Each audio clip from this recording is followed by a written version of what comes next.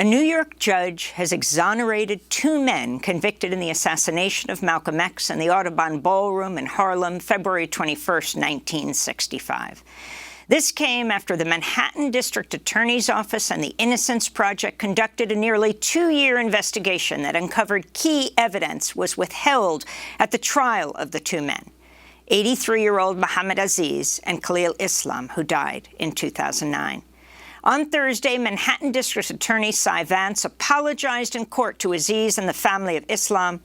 Vance also called out former FBI Director J. Edgar Hoover. We have obtained dozens and dozens of reports from the FBI and the NYPD's Bureau of Special Services and Investigations. These records include FBI reports of witnesses who failed to identify Mr. Islam and who implicated other subjects and suspects. And significantly, we now have reports revealing that on orders from Director J. Edgar Hoover himself, the FBI ordered multiple witnesses not to tell police or prosecutors that they were, in fact, FBI informants. Many of those documents were exculpatory. None of them were disclosed to the defense. That was the Manhattan District Attorney Cyrus Vance speaking through his mask. 83-year-old Mohammed Aziz also addressed the court. He was jailed for almost 2 decades for the killing of Malcolm X before being released on parole in 1985. He's been fighting to clear his name ever since. Listen carefully, because he, too, is wearing a mask.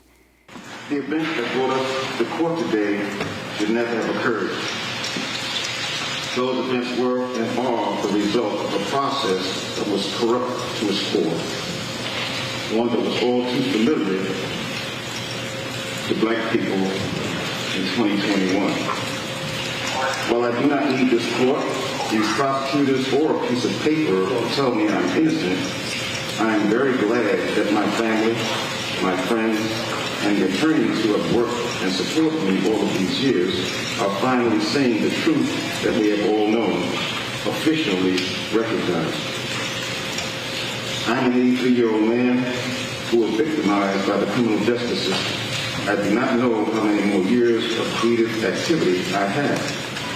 However, I hope the same system that was responsible for this travesty of justice also takes responsibility for the immeasurable harm caused to me during the last 55 or 56 years. Thank you, Your Honor. Muhammad Aziz speaking Thursday in a New York courtroom. He was exonerated for his role in the assassination of Malcolm X. The latest investigation into Malcolm's murder in 1965 was spurred by the Netflix documentary series Who Killed Malcolm X, which was largely based on research done by Abdur-Rahman Muhammad, an independent scholar and historian who spent decades investigating the life and death of Malcolm X. In a moment, Abdur-Rahman Muhammad will join us. But first, this is the trailer to Who Killed Malcolm X. We're not brutalized because we're Muslims. We're brutalized because we are black people in America. Power of this man's courage to say this stuff. It changed the entire trajectory of my life. He was becoming a figure that transcended the Nation of Islam. It was politics that really started the rift between Malcolm and the nation. The white man is the greatest hate teacher that ever wrote there. The FBI was deathly afraid of someone like Malcolm X. What kind of democracy is that? People had to start wondering if something happens to Elijah Muhammad and Malcolm becomes the leader, it's over for all of us. And just then the gunfire went off. Malcolm's death never sat right with me. The investigation was a failure. Asking who's guilty is a dangerous question to ask. What is the real story? It's in the history book. Leave it there. Leave it alone. Elijah Muhammad told everybody, do not raise a hand against Malcolm X. He didn't have to give the order. Someone would take care of it. The FBI should have known. Why doesn't someone want to get to the bottom of this? They never had any intentions of seriously investigating that assassination. That is my mission. I'm not going to stop until I get justice. Because the official count of who killed Malcolm X, it's not true. Those are the words of Abdur-Rahman Muhammad in the trailer of the 2020 Netflix documentary series, Who Killed Malcolm X. Abdur-Rahman Muhammad joins us now. Welcome back to Democracy Now! You were in the courtroom yesterday. Can you describe the scene? You have two men who served each more than 20 years in prison for the assassination of Malcolm X. One of them died, Khalil Islam, more than a decade ago. But Mohammed Aziz stood there in the courtroom. Talk about the moment. Describe the scene. Amy, it was a beautiful fall afternoon. The weather couldn't have been better in New York. When we sat down, we had to process what we were witnessing. It was surreal. It was almost out of body to be sitting there and watching an exoneration, not a pardon, an exoneration long after a half a century of a man who was still living, a man present, 83 years old, and to watch the government admit that these brothers were sent to prison for a crime they didn't commit was stunning. It was stunning. It was breathtaking, honestly. I mean, it just took my breath away. And a lot of this is based on your research, a lay historian who just devoted your life to uncovering what happened. Can you talk about who Mujahid Abdul Halim is, who spoke through a reporter yesterday briefly to the New York Times in favor of the exoneration and his role in the assassination? Well, Mujahid Abdul Halim, back in those days, the winter of 1965, was known as Talmadge Hayer. At the time he was arrested, he was known, the name that was put on his jacket was Thomas Hagen. But he is one of the confessed assassins who was caught at the scene. One of Malcolm's bodyguards shot him in the leg, and he was literally stomped almost to death outside the Audubon Ballroom. He was convicted for the crime, along with Muhammad Aziz, who was Norman 3X Butler at that time, and Khalil Islam, Thomas 15X Johnson. He is the one who gave us the names of the real assassins. And Amy, I would say this, that it was our revelation, the revelation that I published in 2010 of the identity of Al-Mustafa Shabazz William X. Bradley, that revived this entire investigation. Before that, and before his name appearing in Manning Marabou's book, crediting that revelation to me, the little independent scholar here in Washington, D.C., it completely blew the lid off this whole case, revived it from the dead, literally from the dead, and that material finds its way into who killed Malcolm X, and we have what we have today. And I'm appreciative to the lawyers, David Shaney and Barry Scheck, for acknowledging that in the courtroom. Talmadge Hayer filed this affidavit in 1977 and 78, where he named his 4 accomplices. It was an affidavit that was ignored by the criminal justice system. There it was, laid out in black and white, their names, how they carried out the assassination, how they planned it.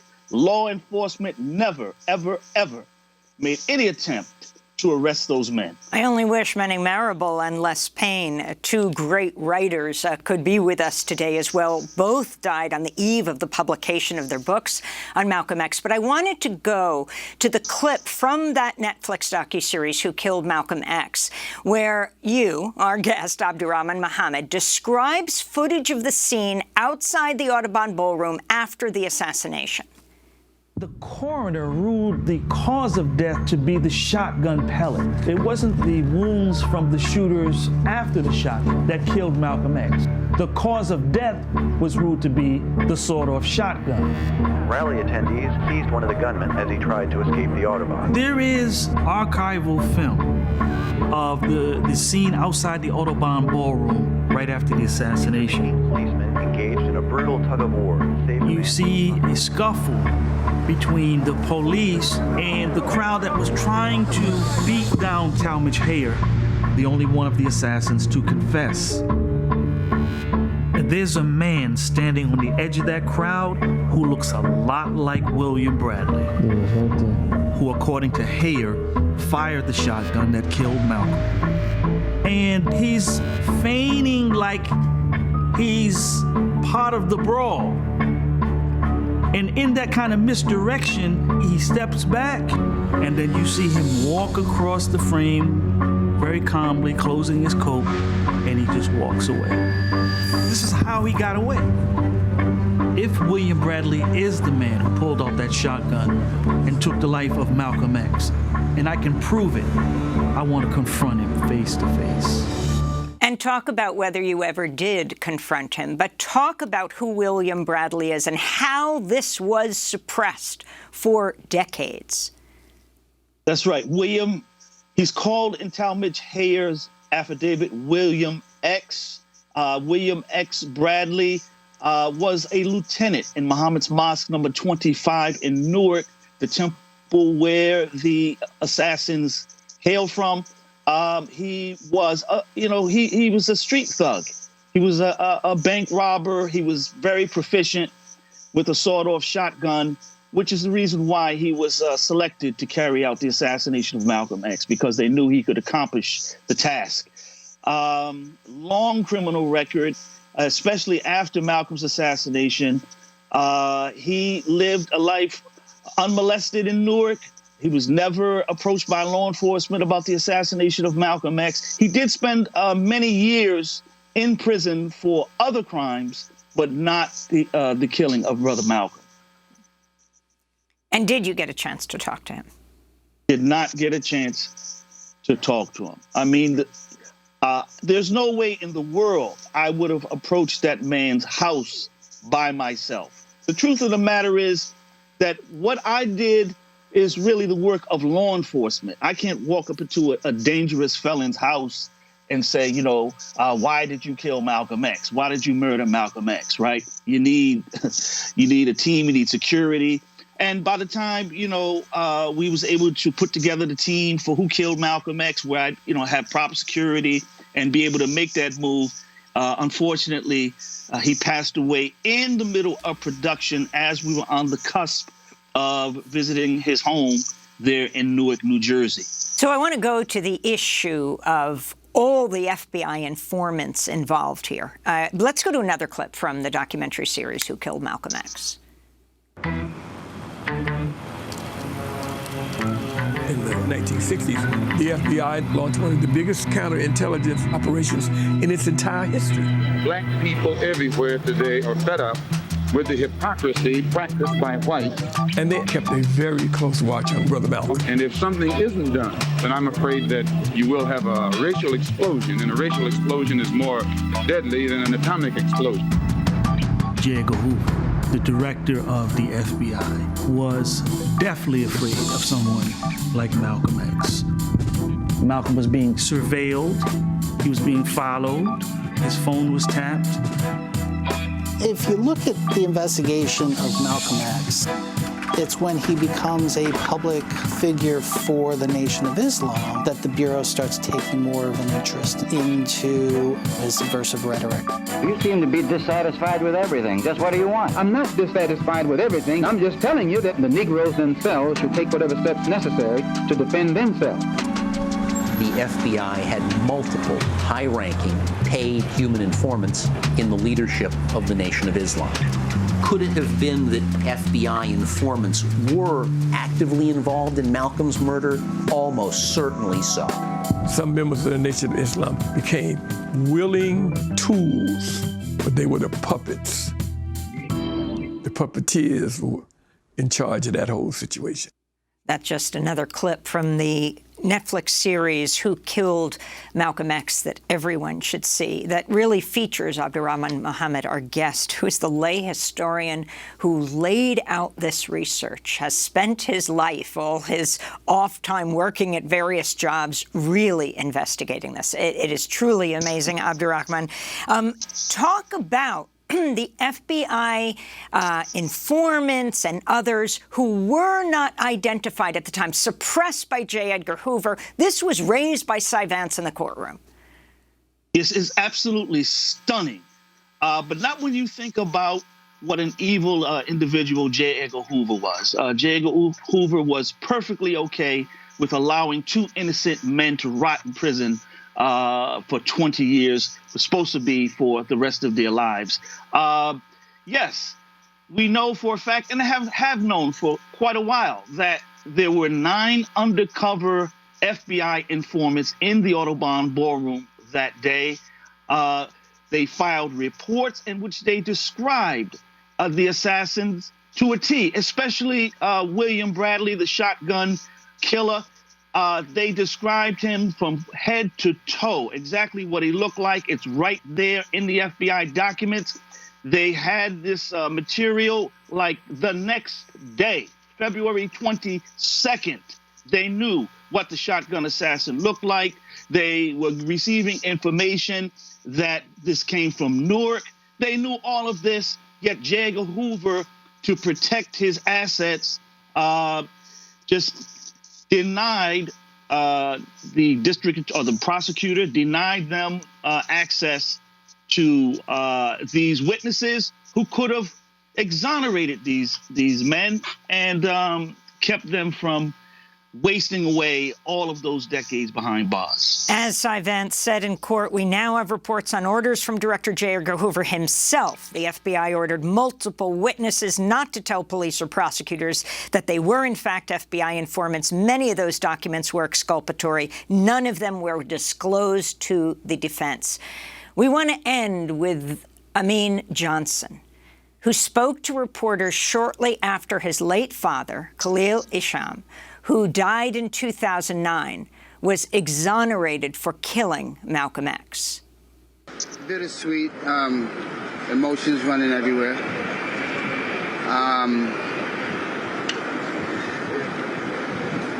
The fact that my father and my mother weren't here, are not here alive to see this and to experience the exoneration is painful because they suffered a lot.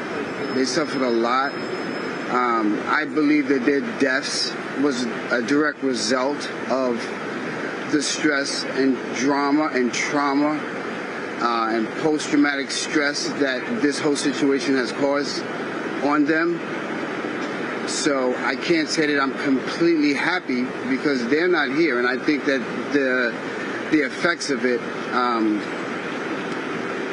removed them from our lives. So that is Amin Johnson, who spoke to reporters shortly after his late father, Khalil Islam, and Mohammed Aziz, who is still alive, were exonerated in court yesterday in New York. Abdur-Rahman Muhammad, we thank you so much for being with us and for your devoted work to Who Killed Malcolm X, the independent scholar, historian, journalist, writer, and activist, widely regarded as one of the most respected authorities on the life and legacy of Malcolm X, featured in that 2020 Netflix documentary, Who Killed Malcolm X.